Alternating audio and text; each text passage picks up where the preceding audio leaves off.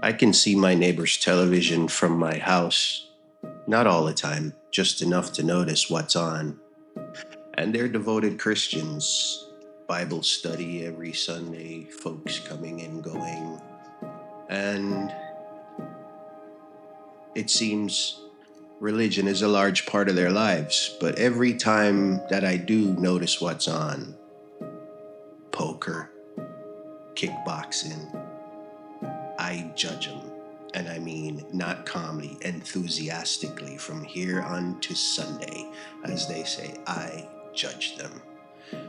But then it stopped me in my tracks, and I thought, what does that say about them?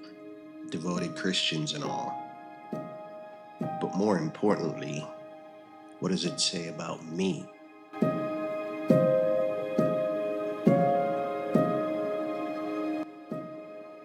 Hey there, guys. Welcome back. Warren here. If you're new here, welcome. If you're returning, welcome back. But yes, what does that say about my neighbors and being, Christians and all? But more importantly, what does it say about me? Because look, let's get this part out of the way. Their TV screen says absolutely zero about them and zero about their faith. Because look, kickboxing in and of itself doesn't cancel belief, right? Poker doesn't erase kindness, and faith, I don't think in and of itself requires a wholly remote control. So tells me nothing. Tells me nothing. And that's because people are inconsistent, contradictory, messy. Like I like to say, we live in the messy middle. And that's not hypocrisy. Shocker, I know. That's not hypocrisy at all. That's being human. Dare I say, indeed, that's being human. So if I'm being honest, the screen doesn't tell me anything about them. And my judgment of them at best is thin, lazy, and convenient. I'm petting the pup off camera. It's raining out and she is not having it. But yes, my judgment is thin, lazy, and convenient. And I say that because the screen, like I said earlier, tells me nothing about them, nothing about them.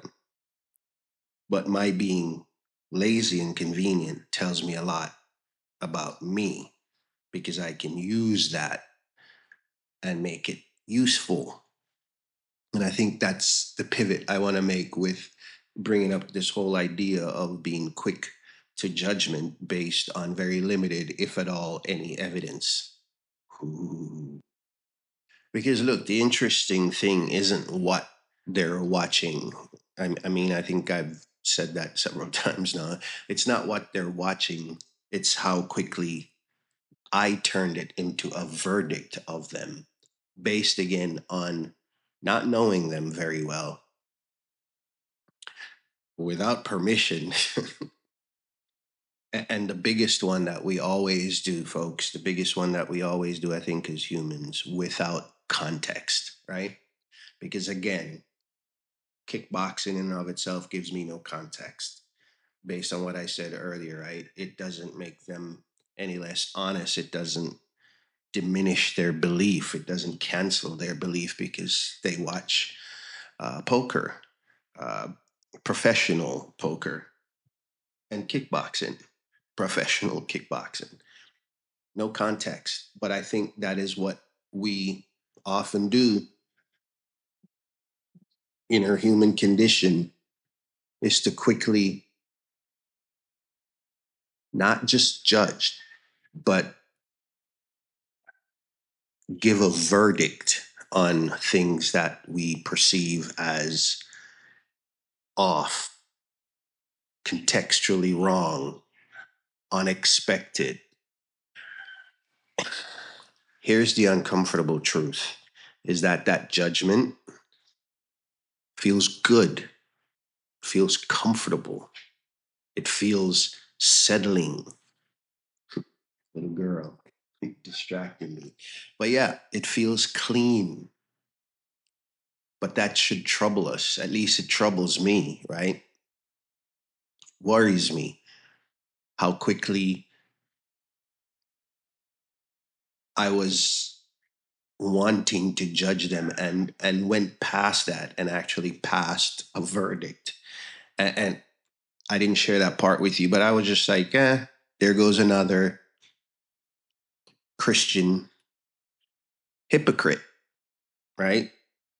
Because of what it says about me. And I'm going to get to that here shortly. But it bothered me how quickly I went from judgment to verdict without context, without permission. But it felt good. The human condition felt good. But here's why judgment feels good. It gives us coherence. What do I mean by that? The world is messy. I said that earlier, right? People contradict themselves. We contradict ourselves constantly. Our be our beliefs don't always line up with our behaviors, and that is contradictory and confusing and leads to judgment. But I think when we're judging, though, we're not criticizing based on what I just said. What we're doing is we're organizing things as we see them in our realities. And I don't know if that's just me, but right? I mean, we see the world a certain way and we want it to reflect what we perceive it to be. And so when we judge or when we criticize, we're just reorganizing the pieces to suit that reality, be it off kilter or not, right? Because that's how we're wired. I mean, we're saying, I know what this means, even when we don't, especially when we don't. Whew. Yeah, I know I'm poking some buttons, but we have to talk about this because I'm sure it's not just me. I wanted it to start with me because I need to be fair and honest with you. And I'm telling you, I judged them and I did it hard. I did. I even asked my wife, I was like, babe, check these jokers out. Look what's on their screen. And the Stoics would bop us over the head because another thing it does, it gives us this fake sense of ready for it. Come on in closer. Let me tell you what it is. You sure you're ready for it? Control. We get comfortable. We feel like because we judged and reorganized the pieces to suit our reality that we now feel anchored in our judgment and we now feel, oh, dare I say, as the Stoics would do, we feel in control. And by now, you know, I've talked about it so many times in so many episodes that the dichotomy of control proves that you're not. Okay, we can only control that which we can control, usually the things we put in motion, right? I didn't turn on their TV. I didn't pick up their remote. Only the things we can control. But yeah, the Stoics would be so upset with us because just for that moment, we get this sense of control. And again, like I said earlier, it's how we're wired. Our nervous system is built for certainty, not for ambiguity, certainty. And we will formulate our certainty to suit our realities. Again, I said that earlier. It's just the human condition. Here's an even harder part to admit, I think, at least for me, right? I think I judge because I care about alignment. What do I mean by that? As charged a subject as religion, and if you are a regular, you know I don't touch the subject and politics in depth because they're so charged and they just set people on fire usually, right? But when I see inconsistencies in something as charged as religion, my system reacts. Again, I don't think it's just me, but my system reacts because I want meaning to mean something. Again, speaking for me now, I want meaning to mean something. I want beliefs to shape behavior, right? From what I know about some of the teachings in the Bible, you know, when guys were gambling in the temple area or on the temple steps, I think tables were overturned. People were harshly judged. So I want beliefs to shape what I know, or I want the behaviors to shape what I know of the beliefs. And I don't practice. So again, that's why I don't want to go there because I don't practice. But I'm not naive. And so my system reacts when I see inconsistencies and not with curiosity. That's the scary part. It doesn't react with curiosity like it should, like we want it to. I said it earlier. We're wired for convenience. So instead of reacting with curiosity like we should, we react. I react with defense. How dare they? They should be watching some religious show. They should be watching something about giving to the poor and giving back. Assumptions based only on my biases. I mean, if beliefs don't guide actions, then what the heck does? Warren's thinking, right? So I react, even though I'm wrong or could be, and often we are. The harsh truth. And that question about if beliefs don't guide action, what does? It's not about them, it's existential, dare I say. It is. It's not about my neighbors. It's about all of us, their expectations. Look, I know it's absurd. Our show, our platform is about laughing at questioning and stepping off into the absurdity that is the universe anyway. So I know it's absurd. I know people are complex. I know no one lives in perfect alignment. I'm not naive. I know that. I know faith, values, beliefs, habits rarely ever match cleanly. I know this. And yet, and yet, I want it so. I want that alignment. I want order. I want consistency. I want readable. I want. I know this is my first world problem, but seriously, broader, okay? Broader. I know I'm laughing and making light of it, but broader, really, it's problematic if there are a million Warrens doing it. That's a million out of 300 plus million Americans only. And I said earlier, it's existential, existential words. But I mean, just think about that. If a million Warrens are doing it, problematic. But I want readable. I want context. I want alignment, order. I do.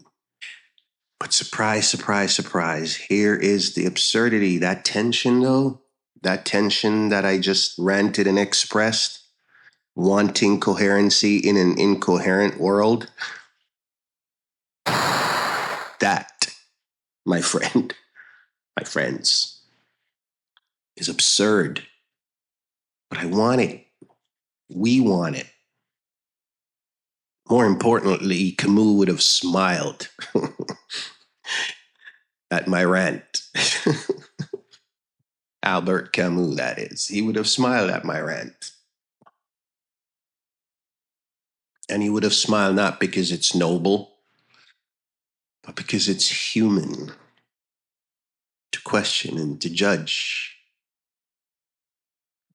despite not having much to go on. It's just the human condition. It's who we are, how we're wired. No real judgment. It's just what we do with it. Are we gonna just know it and okay, Warren knows it, that's the human condition, or are we going to use it to grow?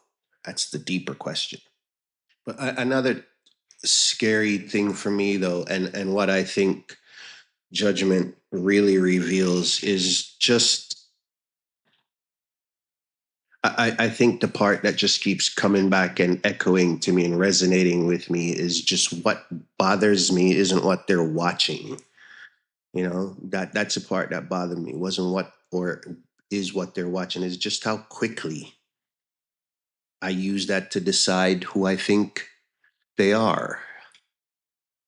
Is instead of taking the tactical pause, as we say in the military, and or the moment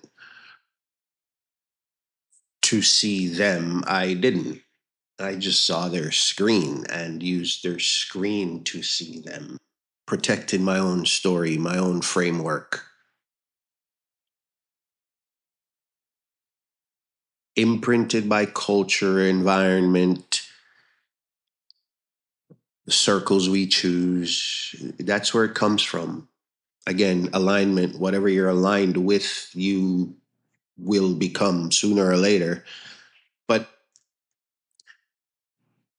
I think that's what I was doing, protecting my own story, my own framework, my own way of making sense of the world so it makes me feel safe. But here is a scary thing: judgment gives clarity. That's why I said scary. Just listen to that. It gives clarity, but at the cost of humility, right? We take away the human out of the equation and go with assumptions based on what the eyes see only. Again, we see the human too, but we purposefully take them out of the equation to use what we want to make sense to judge them. It's hard looking in that mirror, I know. But I'm trying something different now. When I catch myself wanting to judge, I don't stop myself or I don't scold myself per se, or I don't even try to justify it. I just pause long enough to notice. And then usually when you do that, you ask some questions that are valued and value added.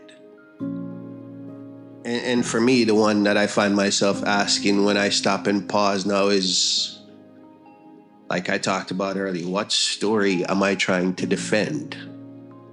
What framework am I trying to defend? And sometimes just asking that question is enough, because we're not perfect. We're just humans. And on to our next conversation. You be good out there. Take care of yourselves, and we'll talk again soon. We'll see you.